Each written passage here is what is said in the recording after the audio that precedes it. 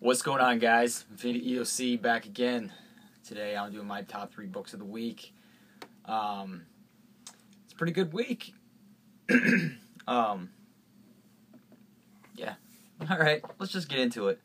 The top 3 book of, or number 3 of this week goes to Marvel Fantastic Four, number 3. This book was actually pretty good. I'm really liking this series a lot from James Robinson. I was never really a huge Fantastic Four fan, and but this series has really been doing it for me. At the beginning of the last issue, we got Johnny. He had lost his powers because he had to set off this bomb to fight these creatures, and he had to set off this bomb that Reed made to fight these creatures, and because he set the bomb off, the bomb took away his powers somehow. It didn't hurt him any other way, but it stopped the creatures and took away Johnny's powers. So this issue starts off with Reed trying to figure out how Johnny lost his powers.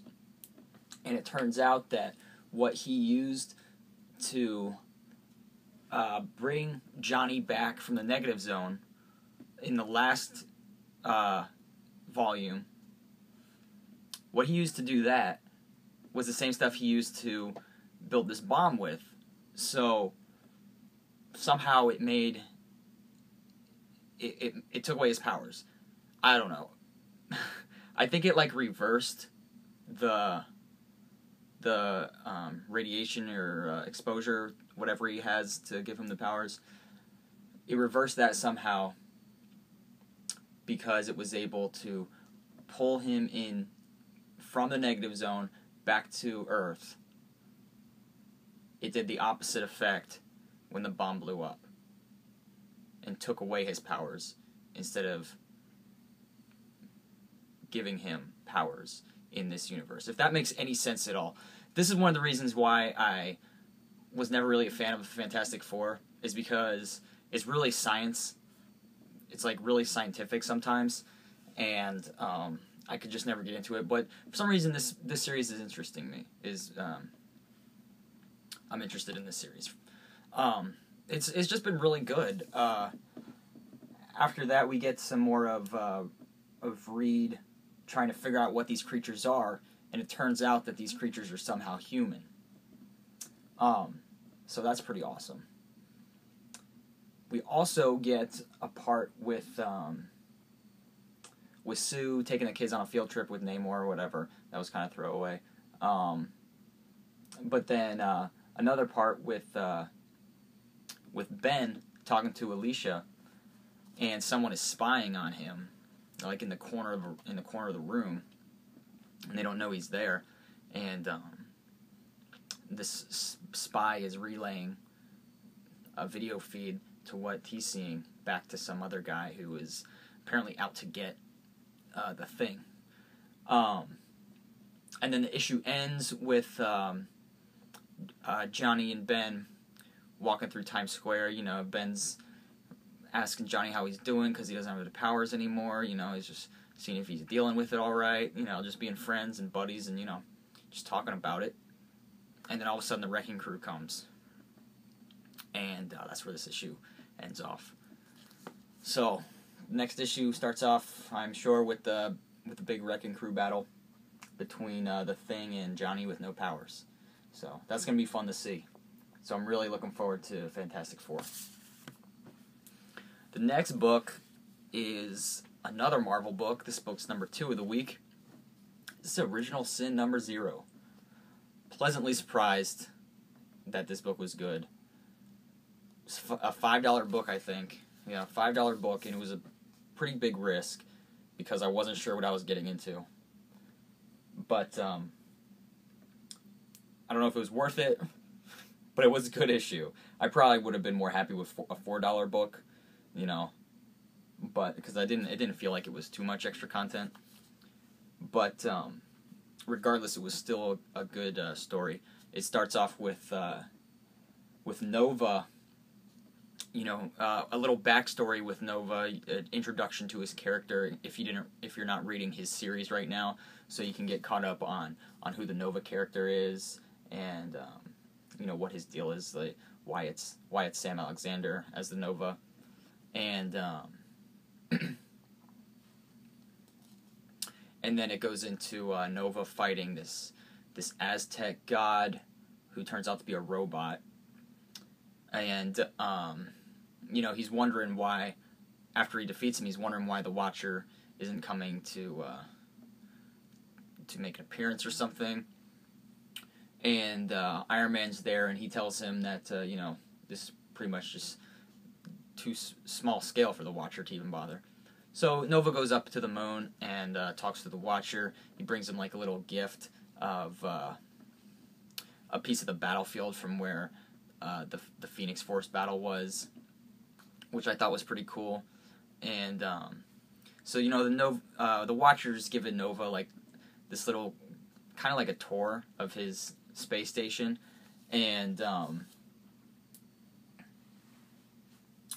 we get to see part of the Watcher's past, of how he became to watch all these different timelines and different universes and different realities. And so we get a little bit of the Watcher's past, which I thought was really cool. You see like more of his race. I think you see his father at one point. Yeah, you see his father for sure, and you just get more of an explanation of who the Watcher is, really. And then at the end of the book, Nova says pretty much the only reason why I'm here is to ask you if where's my father, even though I know you can't answer, you can't say anything.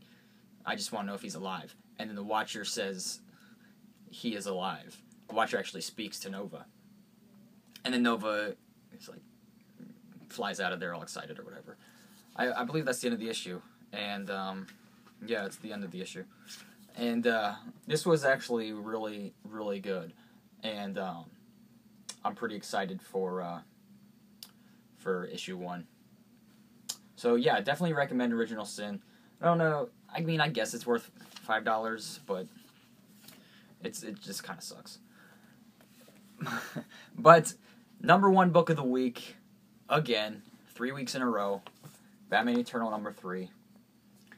Man, I'm pretty excited about this series, to tell you the truth. It's definitely shaping up to be an excellent story. We start out with, in this one, Stephanie Brown is going to her dad's house when she's not supposed to be there, and she walks in on this.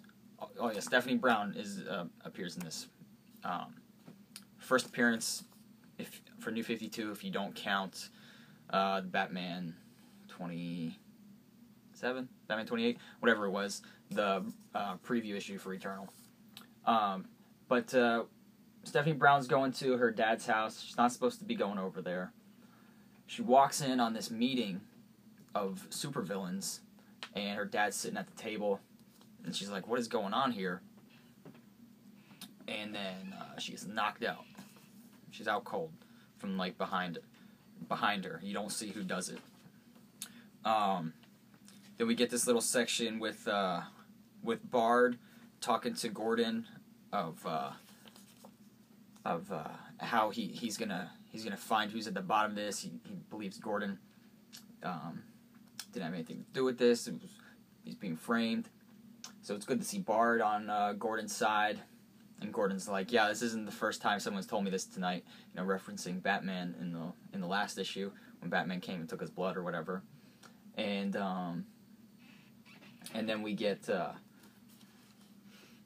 Penguin, where Batman goes and questions the Penguin at his casino, and then all these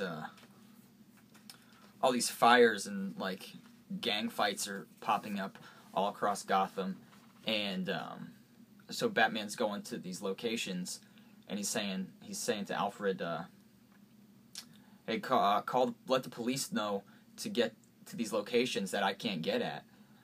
You know, I just don't have enough time. And Alfred says the police have cut down all the communications for to these crimes. They're not going to them. And Batman's like, what is going on here? Find out that the Mayor Hattie, I think it's Hattie, Mayor Hattie and what's his name? Forbes. I think his name's Forbes. He's a lieutenant or a captain or something in the GCPD. They are working with Carmine to ignore all the crime and just go after Batman. And then turns out that Mayor Hattie promotes Forbes to the new commissioner while Gordon's in jail, so he has complete control of the police department, and he's pretty much out on a witch hunt for Batman and ignoring all the mob crime, really. I believe that's where this issue ends off. Yeah. Oh yeah, also, I forgot about this part. After Stephanie Brown gets knocked out, she wakes up and the villains are still there sitting around the table, and her father is pretty much given an ultimatum to get rid of his daughter. So he decides to put a gun to her head and goes to shoot her, but she blocks it, I believe. She knocks it out of the way. Oh yeah, she like busts something on his belt, and it's like got like gas or something, and the gas goes up in his face, so she's able to get away. So Stephanie Brown's around. She knows that her father's this villain. So I'm pretty excited to see where that goes. Every like subplot in this story, the main plot, all the subplots, I'm really into them. There's like no like take it or leave it kind of story. So pretty excited about number 4 next week. You know, this is getting pumped out. Hope the quality is going to stay up. I say that every week, and it has so far. So I'm going to stop saying that because I'm just expecting it to have high quality at this point now, you know. So, all right, guys, that's it. Thanks for watching. This is my top 3 books of this past week. Some great issues. And I'll talk to you guys later. Thanks for watching.